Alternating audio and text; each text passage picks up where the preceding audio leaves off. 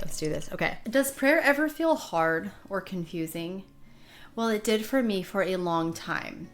I used to only spend 30 seconds in prayer before I'd want to run right out of it, start working on my to-do list, read a book, read my Bible, doing something where I felt like I had control. Prayer was a mystery to me. I didn't know how to be with God in prayer. And it wasn't until I was in seminary and most of my homework was spending time in prayer. Even when I was reading books or writing papers, it was all about praying in it. And I also did a 9-month retreat in everyday life where I prayed every day for an hour and a half, met with a spiritual director, and I looked back and I realized that I had prayed 600 days straight because of how everything with the retreats lined up. In this video, I'm going to share with you 20 of those lessons that I learned so that hopefully prayer can become an easy yoke for you, that it's actually a gift and an invitation that you get to be you. Prayer isn't something that you do, it's something that becomes who you are, which is obviously the biggest lesson that I've learned, is that it became who I am, that prayer is a place that I dwell and I live in, not just something I do or I section off part of my day. Pretty soon the 30 seconds of prayer turned into 1 minute, 5 minutes, 30 minutes, an hour and a half. And then I was able to spend days in prayer, especially when I was at my solitude retreats for 3 weeks in isolation.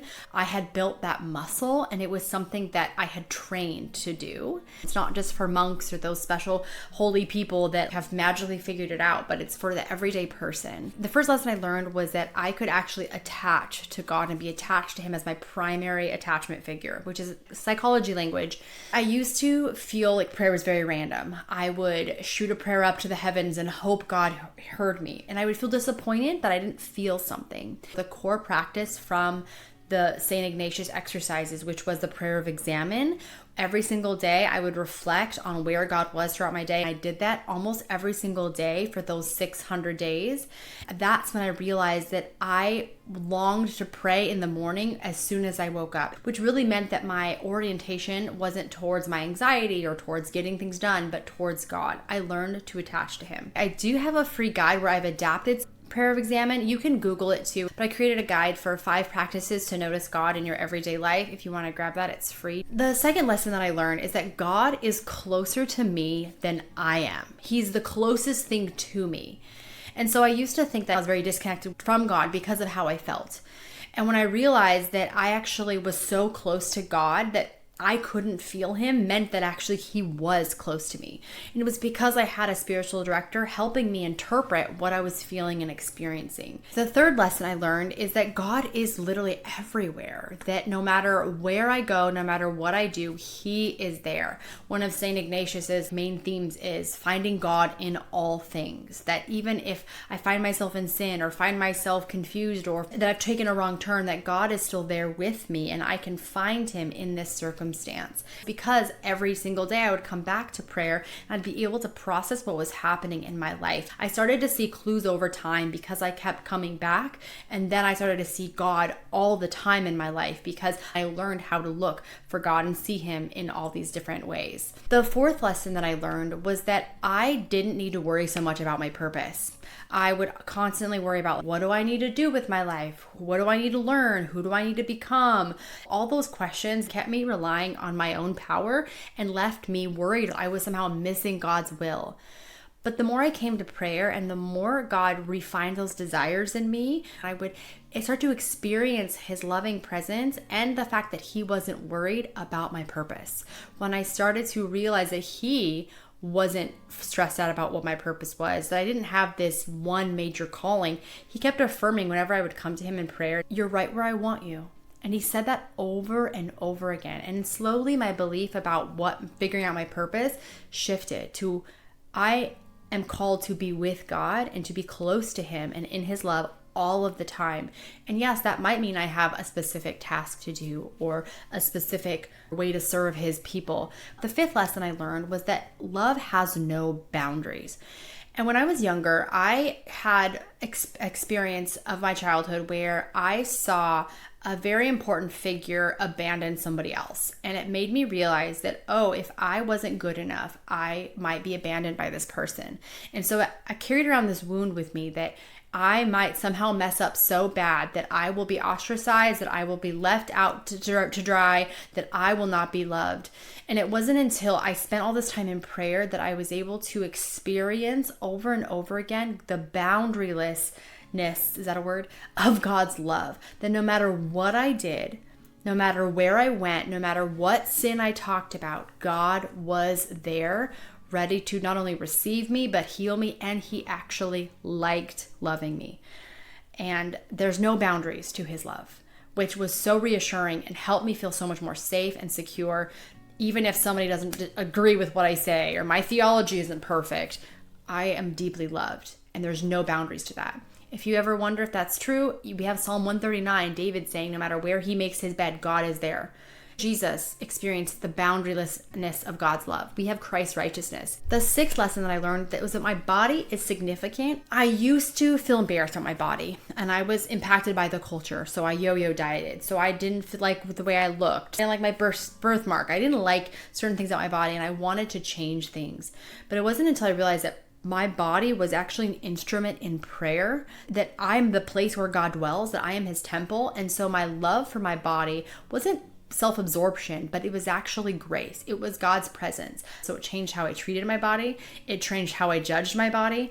And I stopped trying to be violent to it and force it into things that it wasn't ever meant for. The seventh lesson that I learned is that my sexuality doesn't freak God out, that God doesn't think sex is dirty. The evangelical church and the purity movement thought sex was so bad, and they didn't really think sex was bad. They just were trying to do a good thing, and it ended up leaving some residue that wasn't helpful. That sexuality wasn't something that God is offended by or afraid of, that he actually created it, and it's such a good thing. And sexuality is part of my prayer life. And that was a huge shift for me because, again, nothing is off limits for God. He actually created all of these things for a purpose, and bringing them all into prayer is something that is going to heal and make me whole if I acknowledge and welcome it. The eighth lesson was that I am not a self-improvement project. We're made to grow and made to progress, but I would do harm to myself by forcing myself to get rid of things in my life, to make my spending perfect, my finances perfect. I was always trying to improve myself, but it brought me to a lot of anxiety, and it also kept me disconnected from God. When I realized that God wasn't worried about me fixing myself or accomplishing something in prayer, going to God every single day for 600 days taught me that God didn't have the same agenda I did or the world has. He's not worried about my success all the time. He doesn't even define success the way the world does. And so I don't have to keep beating myself up trying to force myself to grow, but actually learning to cooperate with what the Spirit is doing in my life, that is actually where the best fruit's going to come from. And surprisingly, Jesus' yoke is actually easy and his burden is light. The ninth lesson I learned was to detach from other people's opinions, other people's expectations and opinions of me. Again, my nervous system would be stressed out if someone spoke ill of me. And so what that made me is a people pleaser. I would be really nice to people, but my friendships weren't that deep.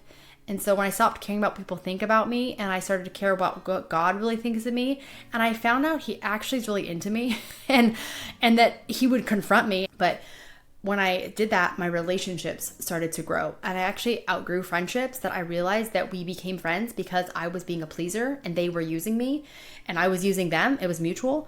And when I stopped pleasing everyone and I started pursuing what I felt the Lord was calling me to pursue, they fell off the wagon a little bit, or fell off the wagon. I started to have deep friendships, and I started to feel so much more peace and feel integrity, feel integrated into who I was. And it was such a gift. The 10th lesson that I learned was that I can't just surrender to God without owning my own will. Learning the art of indifference has been one of the biggest gifts and most powerful ones from these 600 days of prayer, because I learned to embrace my will, that God doesn't want me to get rid of my will. If I did, that would actually be repression.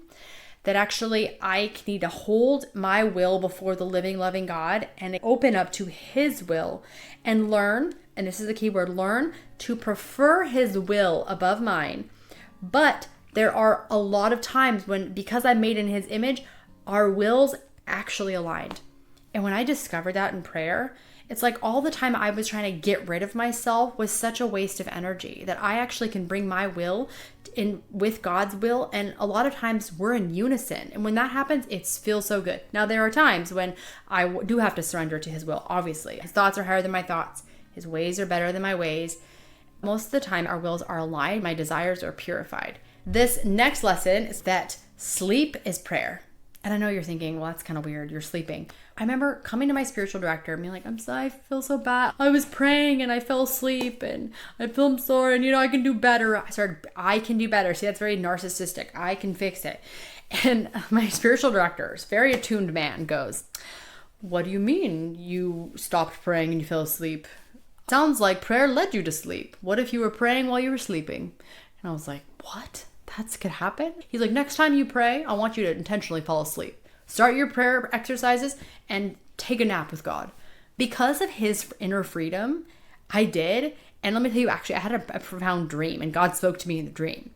And so even if you don't dream, you're still praying because you're always praying because God is in all things. Where does God go when you sleep? Is he like, oh, you better wake up? He designed us to sleep. We need to rest. It's like a Sabbath for your body.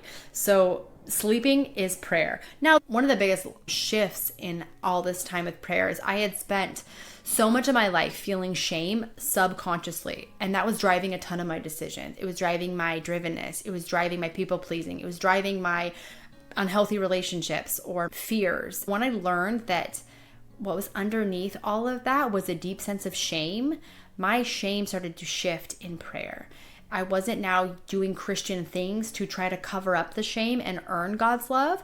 I started to actually just receive his love, which brought the most transformation in my life. The 12th lesson that I learned was that God is not afraid of my sin or is trying to get rid of my sin because he's offended. He ultimately wants to address my sin because he has something so much better for me. So prayer did not become this project to get rid of my sin and to make me holy. I learned through prayer that I already was holy, and God kept inviting me to let go of relying on my own resources and bringing every little thing to him. Hebrews talks about we can come boldly to the throne of grace. And by praying every single day for that long, I started to see that nothing in my life was off limits. I had so many visions of Jesus meeting me in the dark cauldron, I like to call it, of like the crap in my heart, the places that most people don't want to see. Most pastors in evangelical churches or even Catholic churches will preach against, like, get rid of this. We're not supposed to sin manage. God's dealt with sin. And now our invitation is to come and rest, to draw near to him, and he will teach us how to live in fullness in the Spirit. The 13th lesson that I learned was to stop beating myself up, that it was such a waste of time, that God, again, perfect love casts out fear, because fear has to do with punishment. I would criticize myself, and that kept me disconnected from God. And so when I realized that God wasn't ready to punch me or punish me, he wasn't disappointed in me, even though I was disappointed, or I thought my parents were disappointed, whatever it is. The 14th lesson that I learned was that anxiety is not something that is a problem to get rid of. It is a sign and a door to enter into security. I started to actually move towards my anxiety in prayer and say, I am really anxious about this. My anxiety actually increased and it was very terrifying, and I actually had a couple panic attacks during prayer. And thankfully I had a really good therapist and I had a team of people around me who understood what was going on and could help me identify what was happening psychologically. I realized that I could press into my anxiety and name my fears in the presence of God. That's when I actually moved towards being secure. And so I had to sit in my shame and face it, but I had to do it with another person. I actually couldn't do it by myself, so I needed to have someone pray with me. And it wasn't just to pray it away, but to actually listen to my anxiety and say, what is it telling you about your fears? Even if the fears are not theologically correct. The fact that my spiritual director did not shame me, she actually invited those out, and I realized that anxiety is a gift and that we need to pursue it if we want to have security in prayer. Lesson number 15 is my emotions do not scare me. and they are not the best barometer of God's presence. So now when I pray, I'm not looking for feelings. I'm not looking to get a high or get a mountaintop experience or have God say anything. I am literally praying and I know that God is here. And so even if I have seasons of dryness, like I don't know where God is, there'd be tons of times where I'd have months and months of dryness, of not hearing from God or sensing him. But because of what this experience of prayer taught me, is that my feelings don't matter, in the sense of they're not a reflection of how close God is to me. I realized I kind of smashed 16 and 15 together. My lesson 15 was my emotions don't scare me anymore. And then lesson 16 is feelings are not the goal in prayer. So I kind of mashed them together. So that's the other lesson. My feelings are not the goal in prayer. I'm not trying to get a feeling from God. I'm actually okay with whatever happens happening. And actually, the more I did this as a side note, I did not script this out, I had some of the most profound, even in those like simple daily times of coming to God, I've had some of the most incredible vision. There's one time that I don't think I've ever shared this. I'll be brief because it's very intimate. But I had one time actually Jesus manifest in front of me and show me his scars. When I was dealing with a lot of sin and shame in my own life, he showed me his scars. And it was some of the most profound experiences. I felt so close to God. Like we attached. I'm making this thing with my fingers because I felt like he so got me. And in turn, I was able to so get his experience of what it was like to be abused, forgotten, and to be rejected, even though he was sinless. Lesson number 17, and this one is so important that I wish if you take nothing from this video and you even say, I'm going to pray for the next 2 weeks, which I encourage you to do. I was bored a lot of times in prayer. I'm talking about a lot of profound things that happened in those times, but a lot of it was boring. A lot of it was just coming back and feeling nothing. But because I was in a group and a cohort that was doing this, we were all doing this together and we could talk about our experience, that I believe is the sustaining thing that helped me through all of this. I do actually have a prayer group that I run a couple times a year that I'll link below if you want to get on the waiting list. I just closed my other round of it, but I might open it again next year. We have to be able to process it. That's what keeps us going on the path. They say if you want to go fast, go alone. If you want to go for a long time, go together or something like that. I'm totally botching that. Anyways, being bored is okay and actually a gift in prayer, because boredom shows you that you're not feeling. It shows you that there are limits to what you're doing. It's kind of like thinking you're digging up archaeological stuff. You almost like you hit a box, you hit like a treasure chest. Usually boredom is a sign that there's a treasure chest behind it, that there's some feeling or something to heal or something that God is wanting to say that the boredom is blocking. The boredom is protecting you from feeling that. So if you're bored in prayer, it is the biggest gift. You need to be more bored in prayer. That's not the goal, but I'm saying if it's there, that is when you can continue to draw near, because so many people give up when they're bored. It'd be like me eating a salad one day and being like, oh, I didn't lose 5 pounds. No, you need to keep coming back. It needs to become who you are. If you want prayer to be something that you do every day and learn to pray without ceasing, you have to bring all of yourself into it. And actually, I find the more we are bored, the more happy I am when I allow myself to just be bored in other parts of life too. Chasing for novelty or dopamine all the time, especially in prayer, is not going to lead you to a deep, intimate relationship with God. The 18th lesson that I learned is that I actually have my own prayer language. And I don't just mean by speaking in tongues. I mean, because of my own personality, praying for 600 days, I learned a lot of different types of prayer. Imaginative prayer, Lectio Divina, praying with scripture, Benedictine prayer, St. Augustine's version of prayer, contemplative prayer, being silent, praying with your body. We are all created so differently, and we have different backgrounds and church denominations and faith traditions and, again, personality types and styles. There's literally a way to come before the Lord as you. And I learned that I didn't have to pray the way my pastor prayed, or I didn't have to pray the way that one book described prayer. There's so many different ways.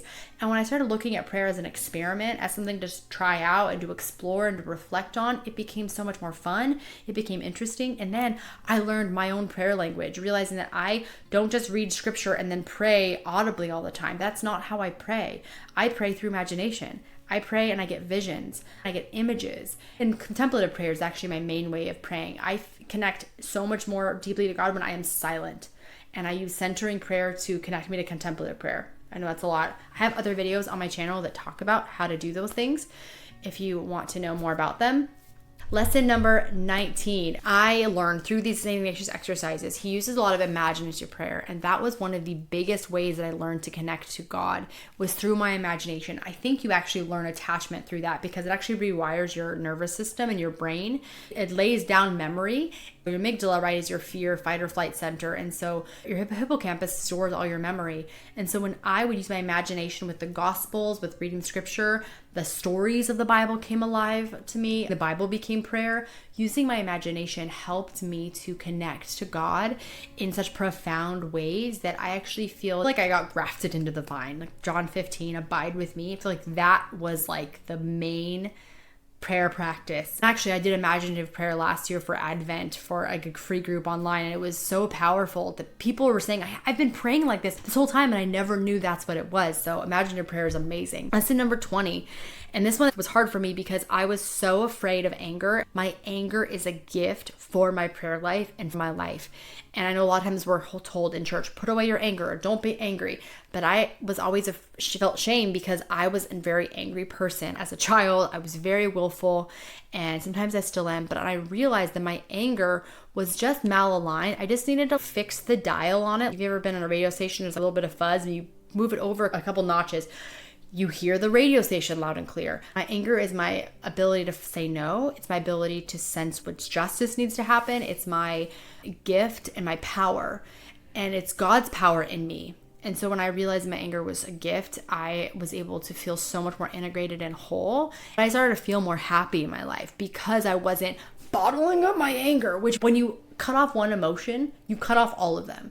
If you want to feel joy, but you don't want to feel anger, you're not going to feel joy. So as soon as I let my anger out of the bag a little bit and I let God speak to it and did some therapy and healing around it, I then could experience more joy and more life. You have to feel all of life. If we're hiding and covering in prayer, we're never going to experience the real love of God because we're going to send a fake version of ourselves into prayer. These 600 hours in prayer did not make me magically perfect, but if you're wanting to know how to hear God's voice more in prayer and you're not sure how to listen, I created this video about how to listen to God even when we're finding ourselves confused by the noise. Check out that video next. Let me know down below which one of these lessons stuck out for you.